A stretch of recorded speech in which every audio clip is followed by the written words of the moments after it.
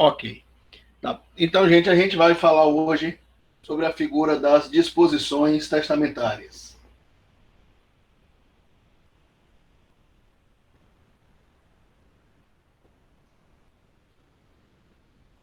Tá?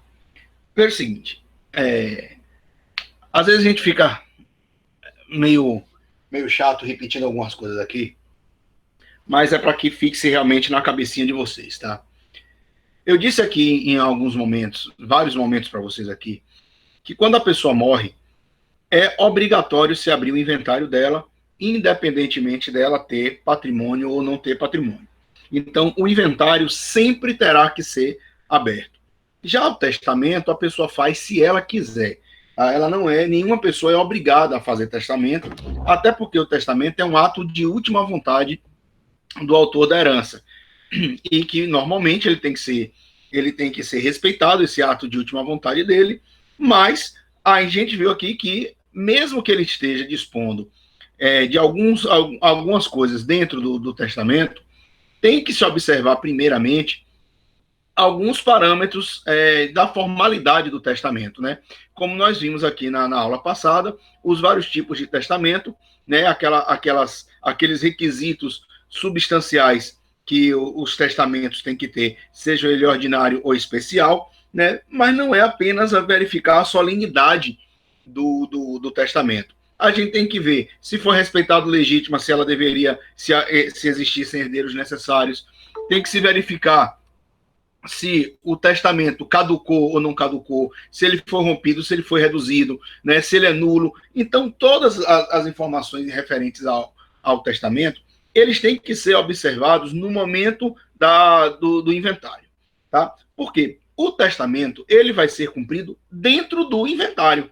Então, é preciso se abrir o processo de inventário para poder se determinar a realização das disposições testamentárias deixadas pelo autor da herança. Né? O juiz vai verificar várias circunstâncias, né? E tem que verificar a validade do testamento até para poder não causar qualquer tipo de problema no futuro. Caso não, o filho não abra o inventário porque tem dívidas federais, não tem nada. Essa parte, veja o seguinte, Magno, né? Não é o filho, não é o problema do filho ter dívida federal, né? O inventário tem que ser aberto e pronto, acabou, né?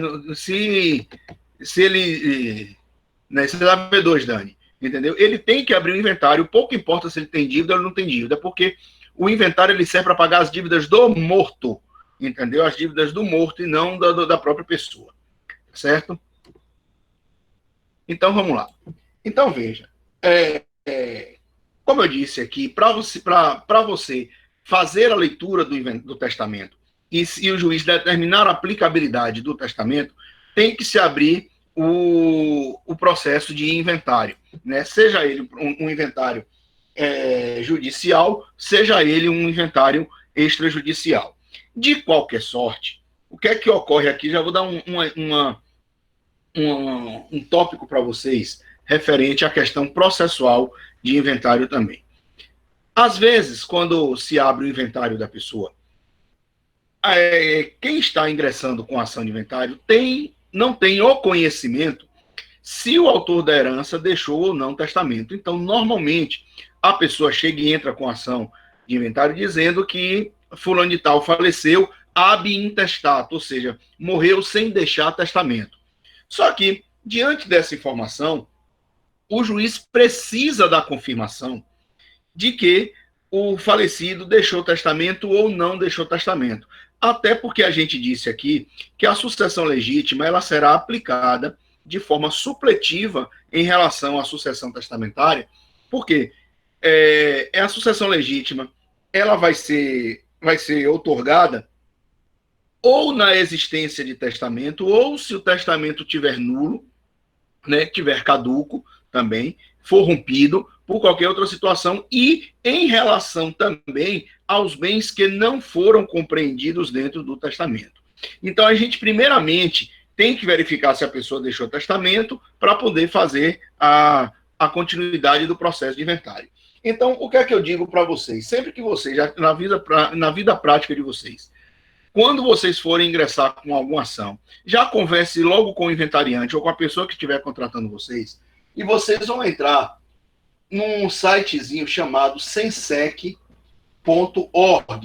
Nesse site daqui, que é o site do Colégio Brasileiro dos Cartórios, nesse site daí, você vai fazer uma pesquisa em todo o Brasil em relação ao CPF do falecido, para saber se ele deixou testamento em algum dos cartórios. Então, munidos da data do número do CPF do falecido, da data do óbito dele e do número da certidão de óbito dele, nesse site daqui, vocês ingressam, preparam lá o cadastrozinho, preparam todas as informações e efetuam o pagamento de uma taxa de 37, 40 e poucos reais, né? E em 48 horas, esse site daí, ele vai encaminhar para vocês um e-mail informando se o falecido, se foi localizado o testamento ou não foi deixado o testamento, para você dar continuidade ao processo de inventário. Por quê? Seja qual for o inventário, extrajudicial ou judicial, o juiz ou o oficial do cartório vai exigir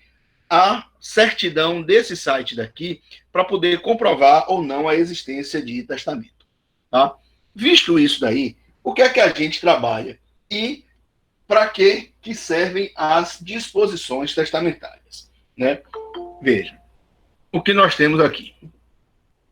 A sucessão, o testamento, né? As disposições testamentárias, né?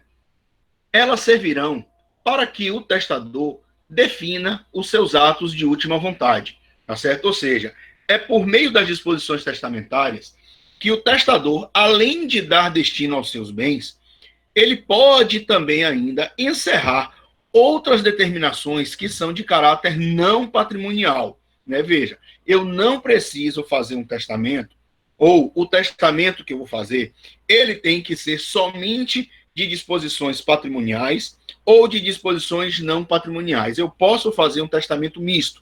Eu posso fazer tanto testamento só de disposição patrimonial, como eu posso fazer testamento de disposições não patrimoniais, como eu posso também fazer testamento misturando as duas disposições, tá certo? Agora, quais são as disposições de conteúdo não patrimonial que a gente normalmente vê em testamento?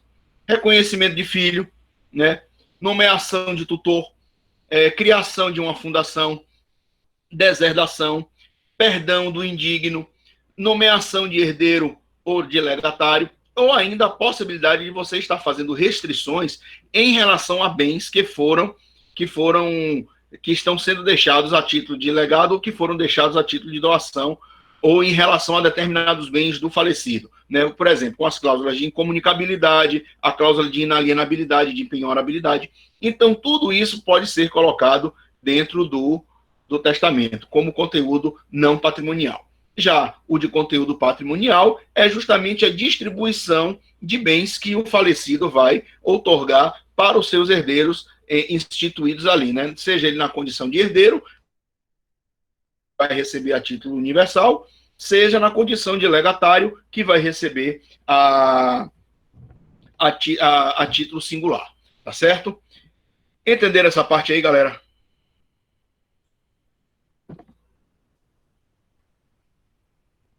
Beleza. Agora, no momento em que a gente começa a analisar as disposições testamentárias, existem regras que devem ser observadas no momento da leitura do testamento, né? Porque o próprio Código Civil, ele vai trazer algumas regrinhas interessantes para a leitura das disposições testamentárias. Por quê? Essas regras aí, que vão ser estabelecidas pelo próprio Código Civil, elas têm o caráter de serem regras meramente interpretativas. Elas podem ser regras proibitivas ou podem ser regras permissivas, né? Então, veja, a depender da disposição testamentária, eu vou interpretar aquela disposição feita pelo autor da herança com a intenção, com a leitura, né, analisando a possibilidade de suprir alguma falha que o testador tenha deixado nessa disposição testamentária. Se ela ficou dúbia, se ela não ficou dúbia, se o objeto é caduco, se não é, tá certo? Eu tenho também as regras proibitivas que vão me proibir, na qualidade de testador, de fazer certas e determinadas disposições testamentárias, bem como eu tenho regras que me autorizam fazer algumas disposições testamentárias. Então veja o seguinte aqui. Quando a gente pensa nas regras interpretativas, nós temos vários artigos que devem ser analisados. Então, eu tenho o artigo 1899, o artigo 1902 e dos artigos 1904 a 1908. Todos do Código Civil. Essa daí... é porque o link agora é fixo, Tainá. Tá certo? Então veja, aqui. Veja como o próprio legislador, ele colocou aqui no nosso Código Civil. Artigo 1899. Veja. Olha o que ele... E essa regra interpretativa que a gente vai ler aqui agora, talvez seja a principal regra de interpretação que nós tenhamos. Tá certo? Aqui. Quando a cláusula testamentária for suscetível de interpretações diferentes, prevalecerá aquela que melhor assegure a observância da vontade do testador. Vou dar aqui um exemplo clássico para vocês, para que vocês vejam como funciona essa regra daí do artigo 1899. Vamos imaginar a seguinte situação aqui.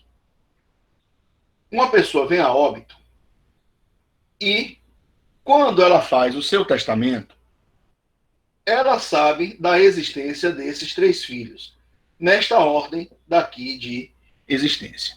Vamos imaginar que esse filho primeiro aqui tenha nascido no ano de 2005, o de cá no ano de 2007 e o terceiro aqui no ano de 2010. No ano de 2011, ele faz o seu testamento e vem a óbito no ano de 2013. Pronto. Vamos imaginar que uma das regras de uma das disposições testamentárias esteja criando também a figura de um legado para um dos filhos do falecido. Está lá na regra da disposição testamentária. Eu deixo 10% do meu patrimônio para o meu primogênito, ou seja, para o meu primeiro filho. No momento que eu faço esse meu testamento aqui em 2011, eu só tinha o conhecimento da existência desses filhos daqui. Logo, o meu primogênito é esse daqui que nasceu no ano de 2005. Só que, quando da morte do autor da herança, em 2013, quando se informa, se publicam os editais informando a morte da pessoa, né, aparece uma outra pessoa que diz ser filho do falecido e esta pessoa nasceu no ano de 2000. Veja, pela regra interpretativa que nós temos do 1899, aqueles 10% que foram deixados na disposição testamentária não vai para esse filho daqui, não. Vai para esse daqui, porque quando o testador ele fez o seu testamento, ele não conhecia a existência desse filho daqui. Tá certo? Então é importante, no momento em que vocês analisam o enunciado da questão, o enunciado da questão, ela pode chegar e dizer, ou deixar claro, ou deixar subliminar, que o autor da herança, quando fez o inventário, ou o testamento, ou logo depois de ter feito o testamento, mas ainda em vida, ele sabia da existência deste filho daqui. Porque se ficar comprovado que o testador, quando morreu, ele já sabia da existência desse filho daqui, Aqueles 10% não vai para esse filho que nasceu em 2005, não. Vai para esse filho que nasceu em 2000, porque esse daqui é o primeiro filho do falecido. Agora, se esse filho aqui somente apareceu alegando a filiação depois da morte do autor da herança, então o testamento que vale, o interesse dele vai ser para essa pessoa daqui que nasceu no ano de 2005. Entenderam, gente, isso aí?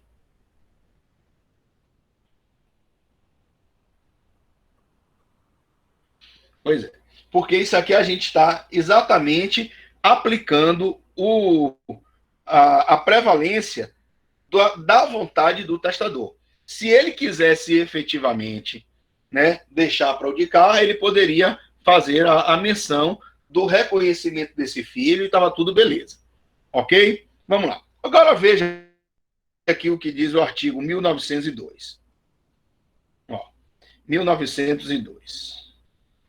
A disposição geral em favor dos pobres, dos estabelecimentos particulares de caridade ou dos de assistência pública, entender-se-á relativa aos pobres do lugar do domicílio do testador, ao tempo de sua morte, ou dos estabelecimentos aí citos, salvo se manifestadamente constar que tinha em mente beneficiar os de outra localidade, né? Ou seja, regra de interpretação também. 1904.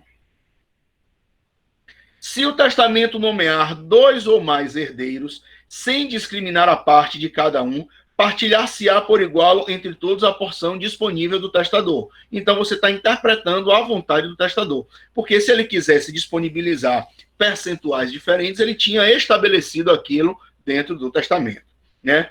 Se o testador nomear certos herdeiros individualmente e outros coletivamente, a herança será dividida entre tantas cotas quantos forem os indivíduos e os grupos designados, né? Se forem determinadas as cotas de cada herdeiro e não absorverem toda a herança, o remanescente pertencerá aos herdeiros legítimos, segundo a ordem de vocação hereditária. Era que nós falamos aqui logo no início da aula. Aplica-se a sucessão legítima também àqueles bens que não são compreendidos no testamento. 1907. Se forem determinados os quinhões de uns e não os de outros herdeiros, distribui-se-á por igual a estes últimos o que restar, depois de completas as porções hereditárias dos primeiros. Dispondo o testador que não caiba ao herdeiro instituído certo e determinado objeto dentro da herança, tocará ele aos herdeiros legítimos. Então veja que nós estamos aqui analisando a interpretação da vontade do testador, porque se o testador quisesse versar de forma diferente, ou ele tinha escrito, né, ele tinha se manifestado expressamente a forma com que ele queria que as disposições testamentárias fossem estabelecidas. Agora veja, eu tenho como regra proibitiva também aqui as regras estabelecidas nos artigos 1898 e artigo 1900. Veja como o próprio legislador ele coloca lá a proibição. 1898. Olha lá. A designação do tempo em que deva começar o direito do herdeiro, salvo nas disposições fideicomissárias, ter-se-á por não escrita. Veja, o que é que ele está dizendo aqui? Não havendo substituição testamentária, que a gente vai estudar ainda, né? Eu não posso colocar num testamento um prazo para que uma pessoa fique com a herança. Tá? Eu só posso fazer isso através de substituição testamentária. Tá certo? Ou quando se tratar da figura do legado de usufruto, como a gente vai verificar daqui a pouquinho. Mas eu não posso chegar, fazer um testamento e dizer o seguinte: eu deixo o meu carro para João, mas João só pode utilizar desse carro durante o período de 1 ano. Pronto. Sim, aí depois desse 1 ano vai fazer o quê? Né? Eu não tenho como, a não ser que eu coloque que depois desse 1 ano o carro vai para fulano e tal. Eu estou criando a figura da substituição.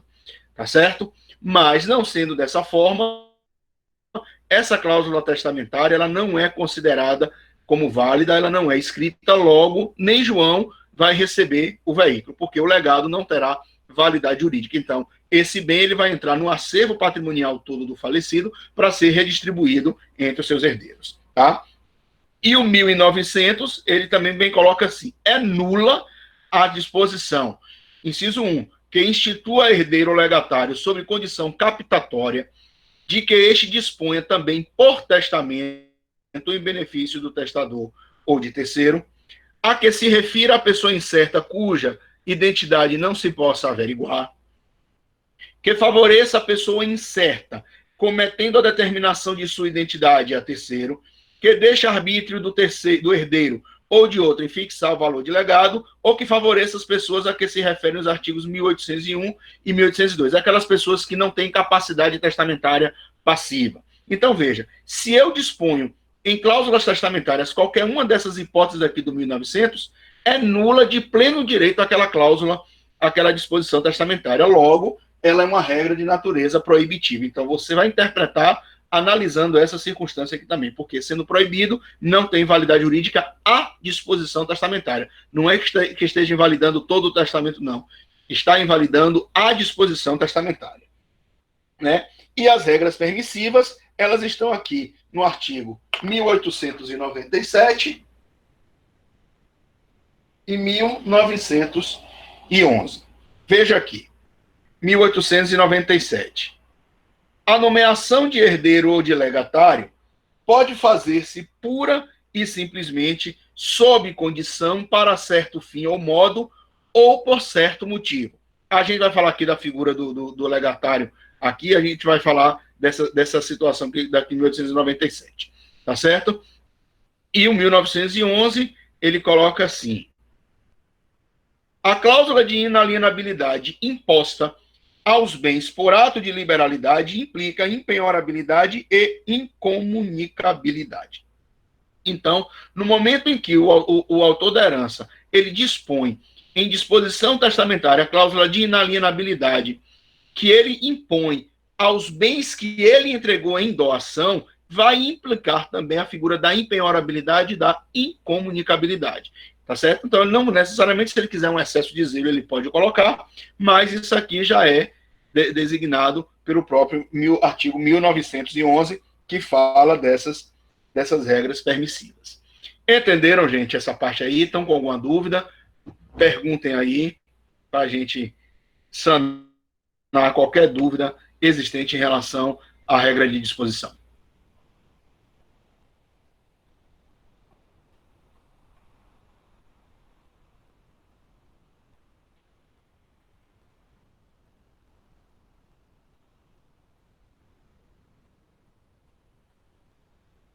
Não tem dúvida nenhuma? Dani, legal. Bruna, tranquilo. Tainá.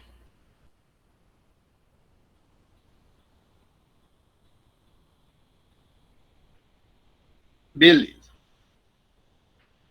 Agora veja aqui o que nós vamos estar trabalhando. Nessa situação, agora, com um novo tópico, e o último tópico de hoje aqui, senão a gente encerra o assunto se a gente continuar falando muito. Diga, Marina. Vamos lá. Tranquilo? Beleza. Vamos lá. A figura do legado. Né? Veja. O legado, né, ele é um bem certo e determinado, né, que o testador, em testamento, ele outorga a propriedade para uma pessoa identificada e indicada por ele em testamento. Tá? Então, veja. Em testamento ou em codicilo. Né?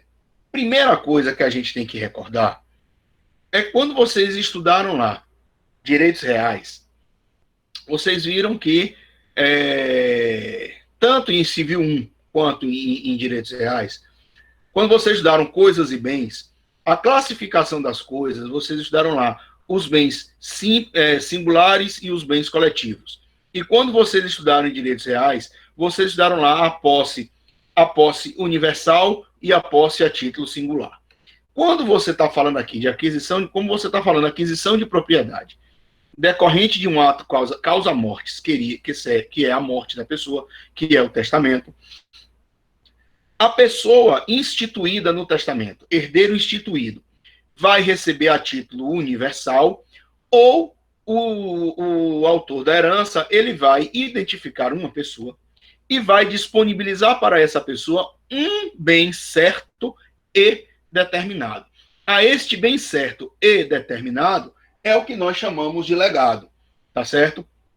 E a pessoa que recebe o benefício é chamado de legatário, tá certo? Agora, quando este legado daqui, ele é outorgado também aos herdeiros legítimos, descendente, ascendente, cônjuge, companheiro ou colateral aqui também entra, esse legado é também denominado de legado precípuo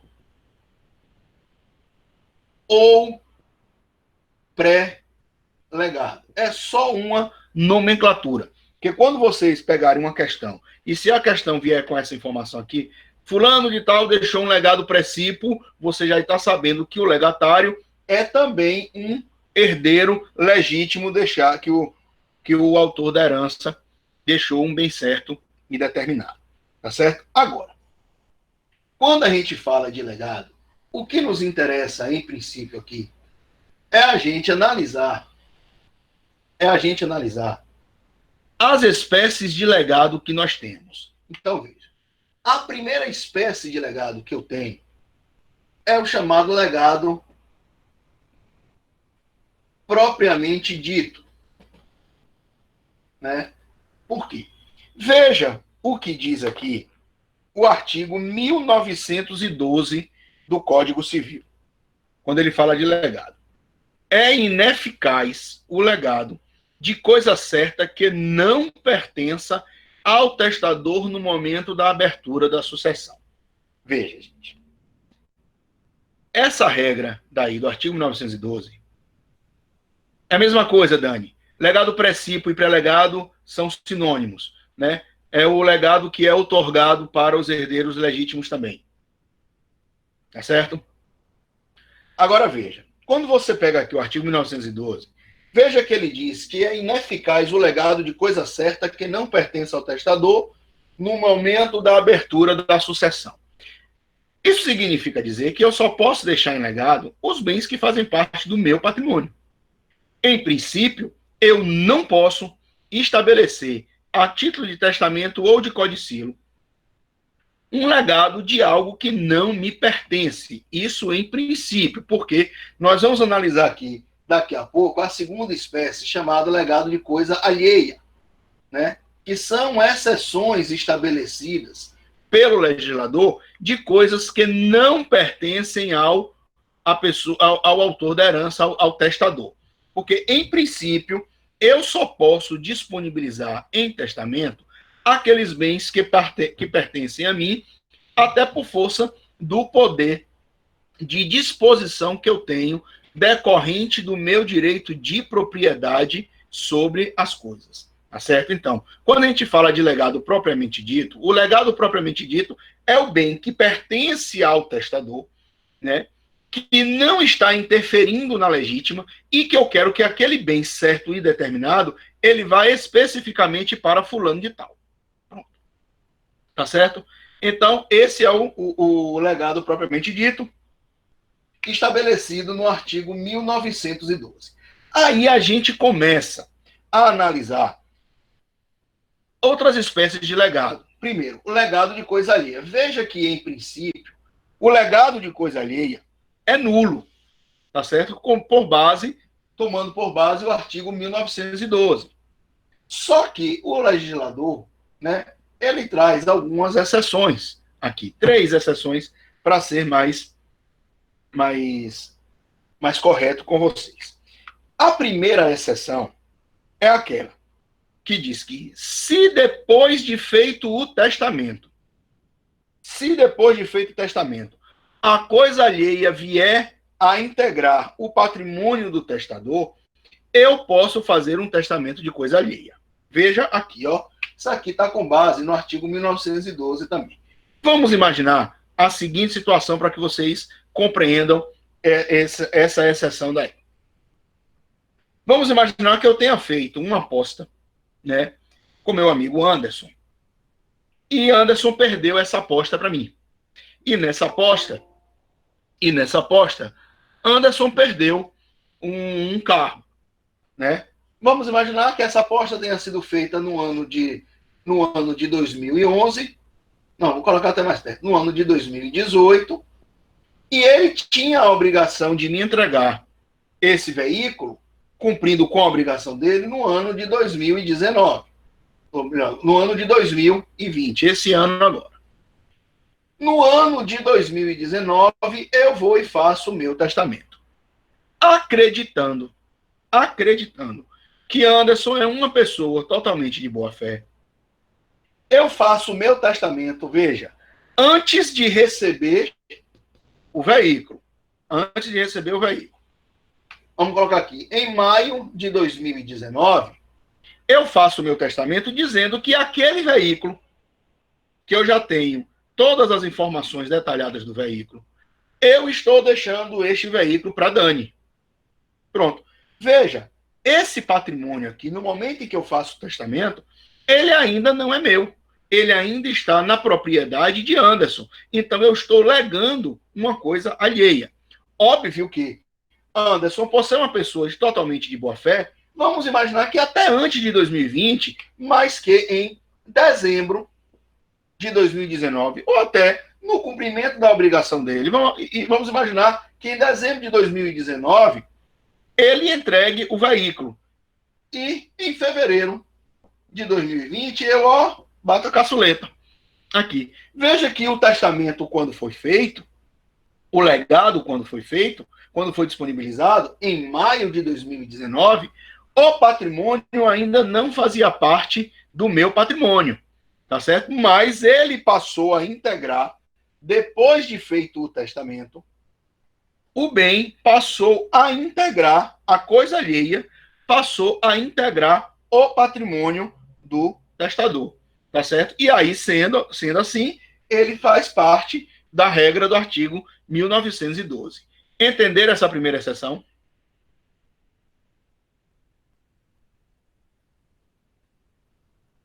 Beleza. Aí veja o que diz aqui a segunda exceção daqui, né? Quando o testador determina que o herdeiro ou legatário entregue coisa de sua propriedade a outrem sob pena de se entender que renunciou à herança ou legado.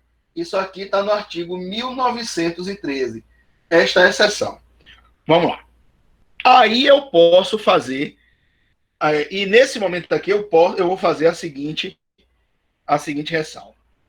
Quando nós falamos aqui de renúncia de herança, lá na primeira unidade, quando a gente deu renúncia, eu disse que a renúncia, ela ou você renuncia tudo, ou você não renuncia a nada. E que a renúncia só pode ocorrer de forma expressa.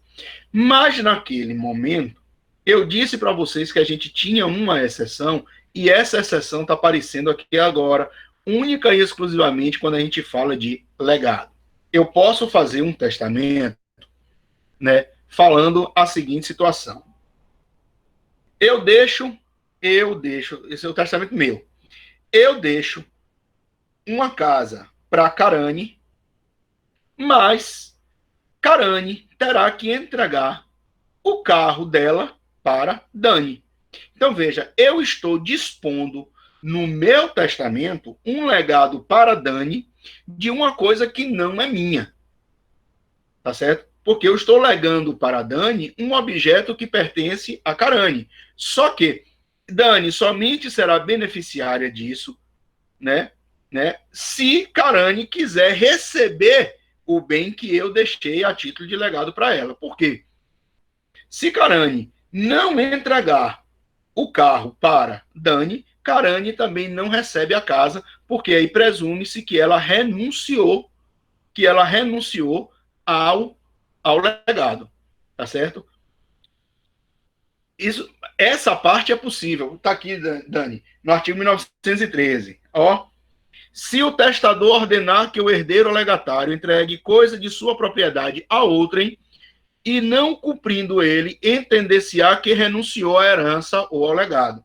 Mas veja, eu estou criando uma condição para que Carane receba o meu legado também. Entendeu? Só que a condição que eu estou estabelecendo, veja que testamento é um negócio jurídico, é uma declaração unilateral de vontade, mas não deixa de ser um negócio jurídico. Então eu posso criar a condição. Eu digo, olha, Carane, você vai receber a casa, mas se você entregar o seu carro para Dani. Pronto. Eu criei uma condição. Óbvio que se Carane quiser receber a casa, ela terá que entregar o carro. Porque se ela não entregar um carro, presume-se que ela renunciou à herança ou ao legado que eu deixei para ela. Tá certo?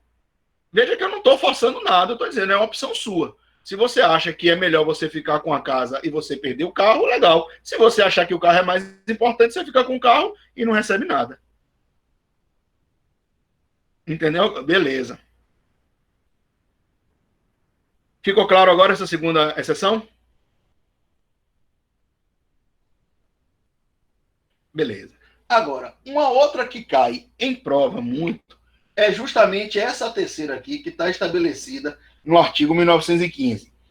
Quando existe legado de coisa móvel, que se determine pelo gênero ou pela espécie. Veja o que diz aqui, ó.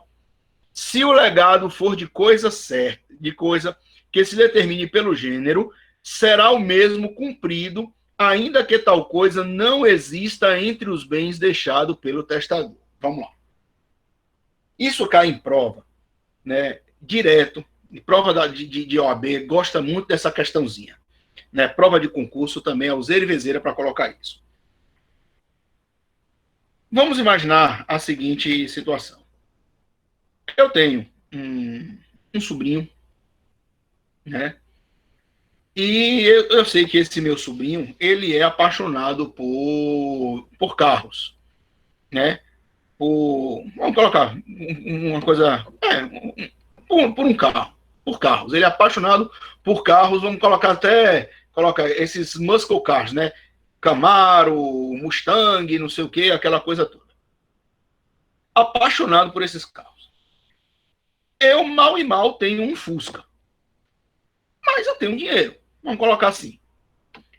E no meu testamento, eu chego e coloco lá uma cláusula testamentária dizendo o seguinte: deixo para o meu sobrinho um Chevrolet Camaro. Pronto.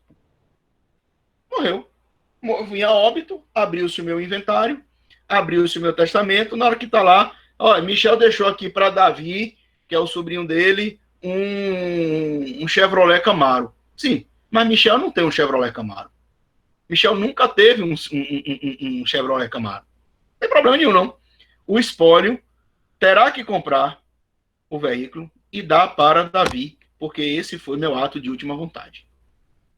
Veja que eu estou dispondo, a título de testamento, algo que não me pertence.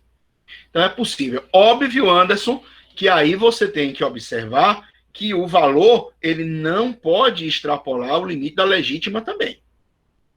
Certo? Sempre observando a legítima.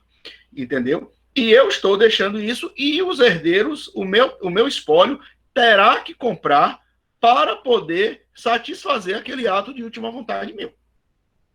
Entendeu? Eu não vou estar prejudicando o interesse de herdeiro nenhum, mas eu quero que o meu espólio compre um veículo e dê o carro para ele. Pronto. O espólio tem que comprar.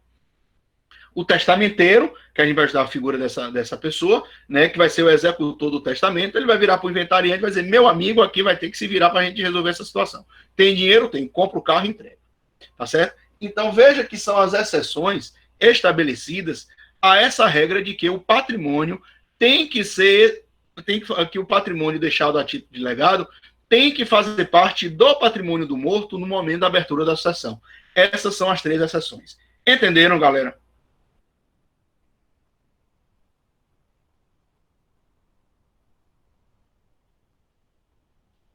Beleza.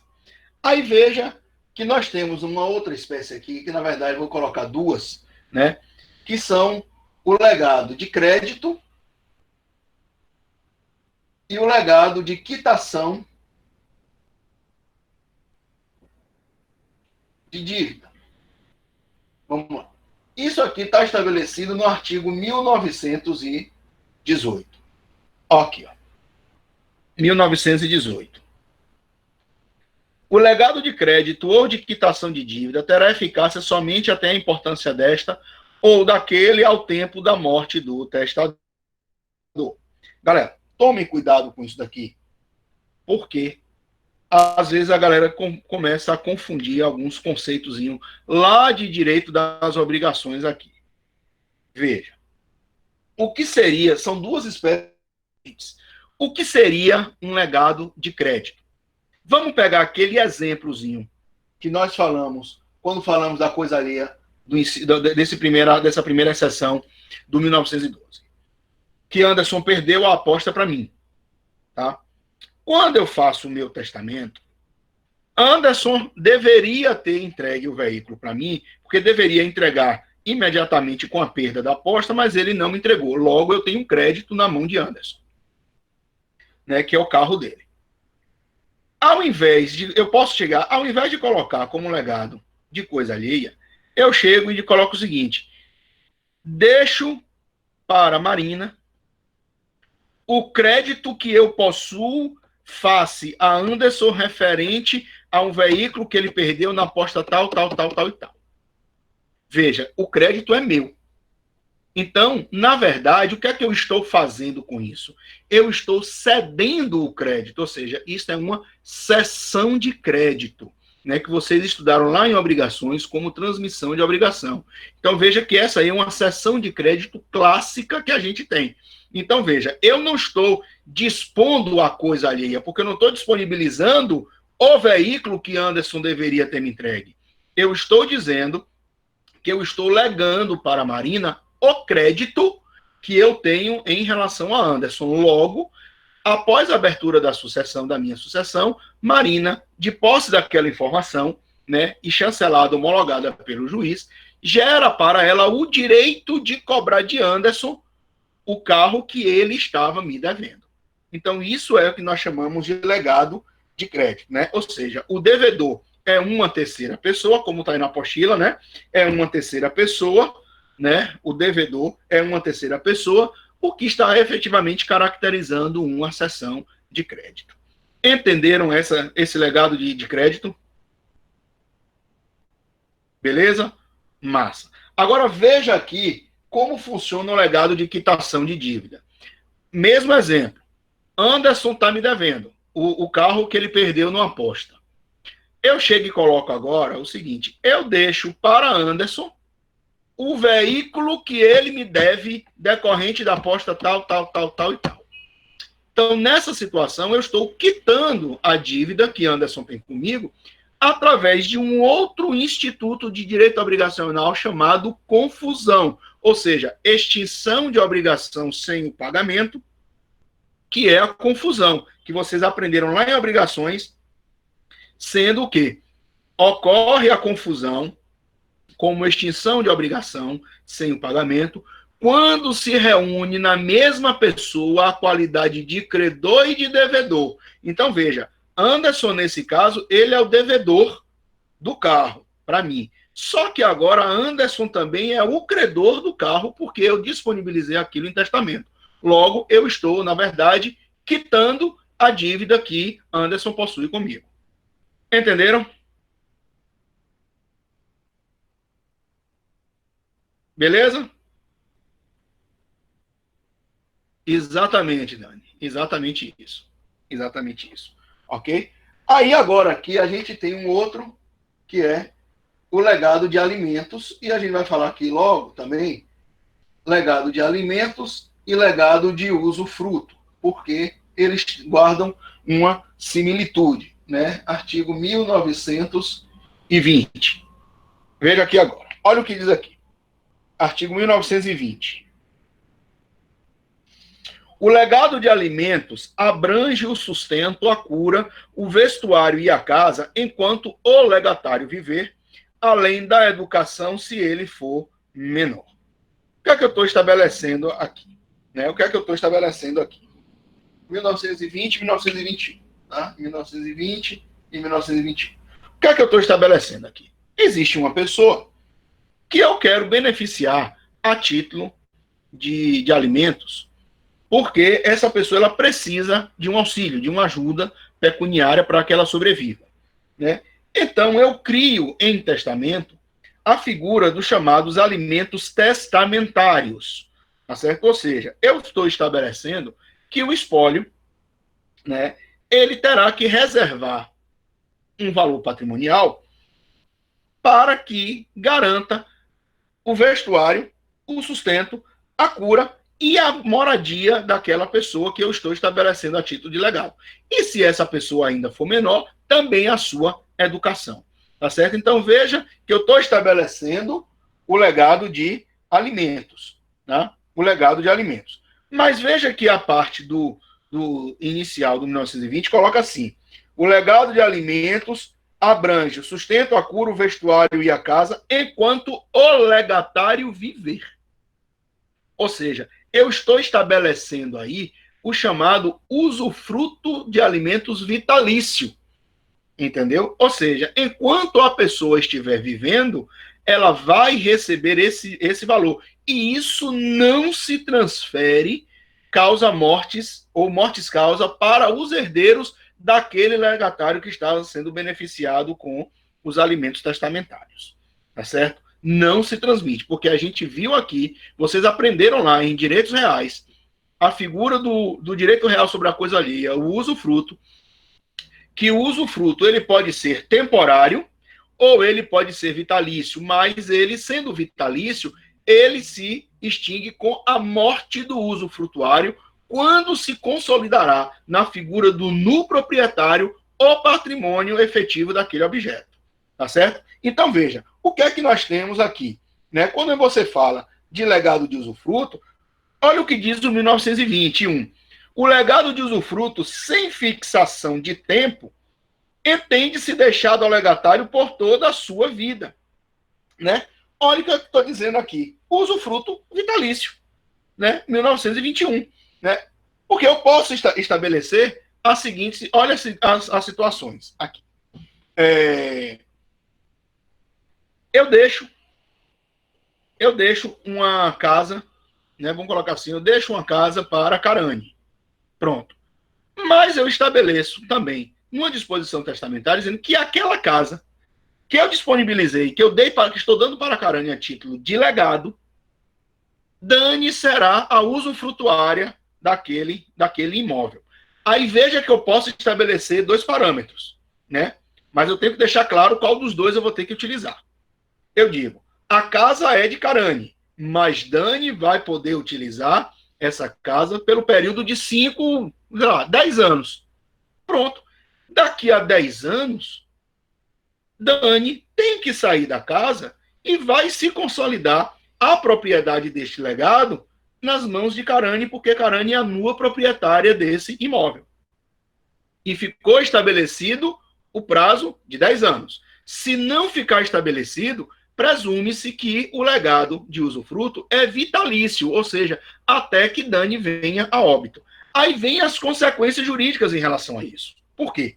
Vamos imaginar o seguinte: dentro dos 10 anos, do primeiro parâmetro, deixei para Dani, deixei para Carane, mas Dani está usando durante 10 anos. Se Dani vier a falecer, os herdeiros de Dani não terão direito de permanecer na casa, porque o usufruto se extingue com a morte do usufrutuário. Então, eles não podem alegar direito de usufruto porque a sua mãe, ou a sua sucessora, a pessoa a quem eles estão sucedendo, tinha o direito de usufruto. Então, esse direito não passa causa mortes. Tá? Vamos lá. Mudando aqui agora o parâmetro. Mesmo dentro desses 10 anos, ou no usufruto vitalício, ao invés de ser Dani que morre, quem morre é Carane. Veja que os herdeiros de Carane terão o direito em relação ao bem deixado, porque o patrimônio é de Carane, via legado. Então, quando se encerrar o prazo, os herdeiros de Carane podem exigir que Dani saia da casa, certo? Ou, quando Dani morrer, os herdeiros de Carane também terão o direito de pleitear a casa que eu deixei a título de legado. Entenderam, gente, esses dois?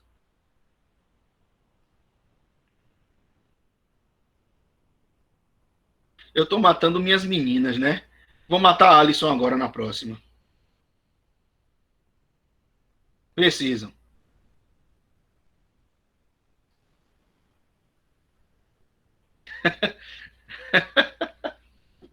Né? Ô, Magno, você tá aí? Você disse que não estava fazendo seu fichamento, rapaz? Né? Vamos lá. E o outro que nós temos aqui, né? Legado de imóvel, né? Veja que o legado de imóvel está no artigo 1922. Olha o que diz aqui o legado de imóvel. Se aquele que legar um imóvel lhe ajuntar depois novas aquisições, estas, ainda que contíguas, não se compreendem no legado, salvo expressa declaração em contrário do testador. Parágrafo único.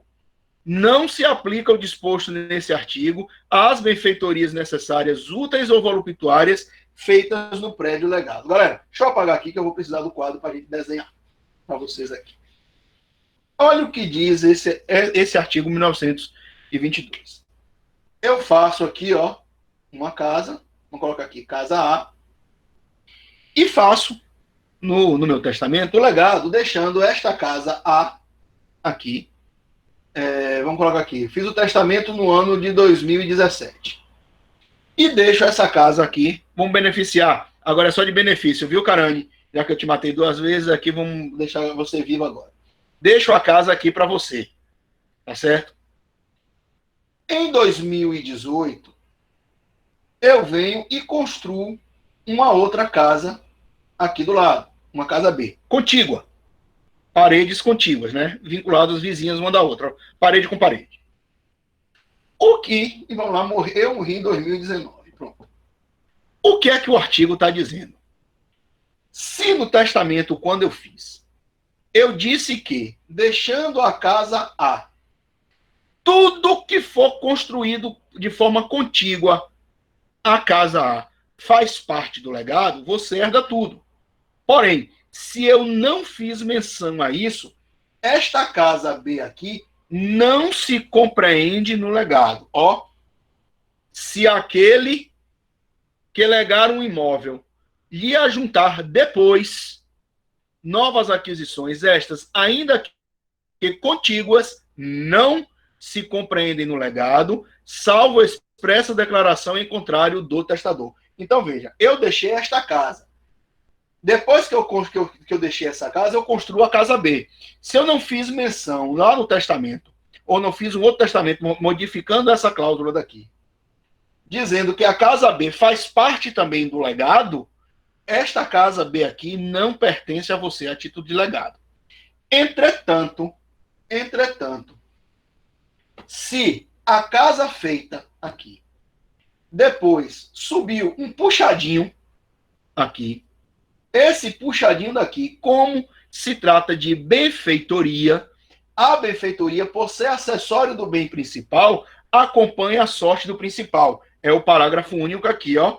Não se aplica o disposto nesse artigo às benfeitorias necessárias, úteis ou voluptuárias feitas no prédio legado. Então, se toda construção que for feita for considerada como benfeitoria, isso daqui é parte integrante do legado, porque a sorte do acessório segue a sorte do principal. Mas se isso aqui foi uma nova construção, essa nova construção aqui não se caracterizando benfeitoria, não faz parte do legado.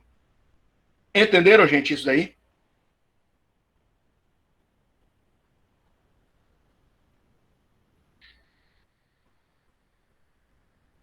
Maravilha. Aí vem essa parte daqui dos efeitos do legado. E para falar de efeito de legado, a gente tem que ler novamente lá o artigo 1784, que estabelece o princípio da Saicine. 1784. Vamos lá.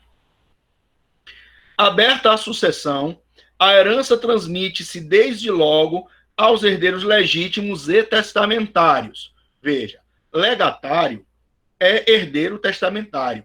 Mas esta regra aqui do princípio da Saicine não se aplica ao legatário. Né? Por quê? A regra do legatário, ela está estabelecida no artigo 1923.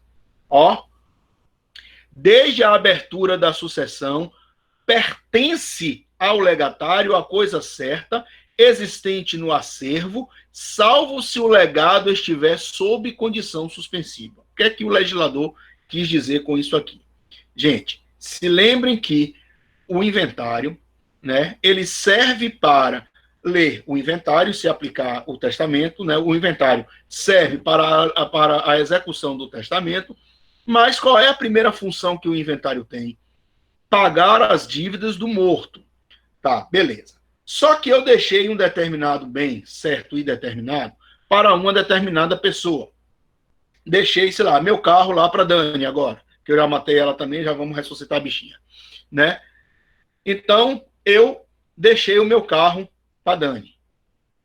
Só que Dani, ela aqui, por força do 1923, já é dela o carro.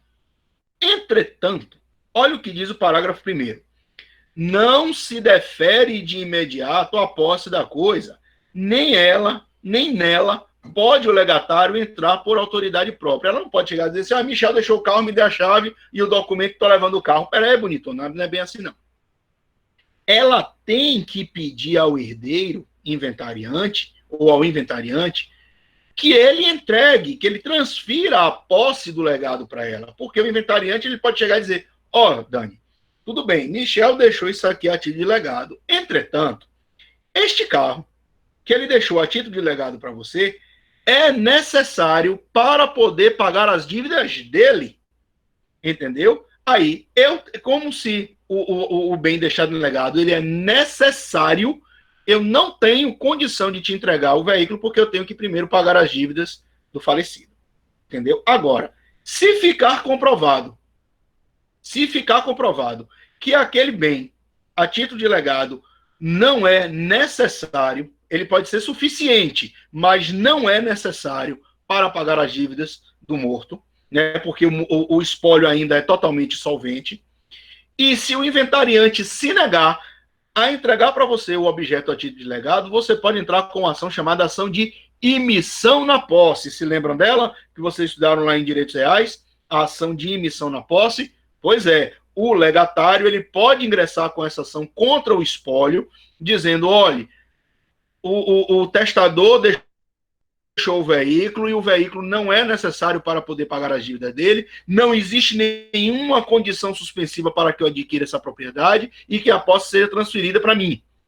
Logo, eu requeiro a Vossa Excelência que o senhor determine que eu seja emitido na posse. Então, o juiz emite você na posse, você leva o bem para você. Percebeu? Então, é isso que é o efeito que nós temos aqui, né? Principalmente esse efeito do parágrafo 1º, né? Não se defere de imediato a posse da coisa, nem nela pode o legatário entrar por autoridade própria. De força própria você não pode tomar, você tem que pedir primeiro para o inventariante. O legado de coisa certa existente na herança transfere também ao legatário os frutos que produzir, desde a morte do testador, exceto se dependente de condição suspensiva ou de termo inicial. Beleza? Então aí é somente a consequência desse efeito do legado. Tá certo? Aqui. E aí você tem as complementações, que são as leituras do artigo 1924, 1925, e aí vai. Entendeu, gente? Entenderam como funciona essa questão do legado? Esse é um assunto gostosinho também de se trabalhar e se estudar. Tá? Eu vou parar aqui a gravação para a gente conversar um pouquinho.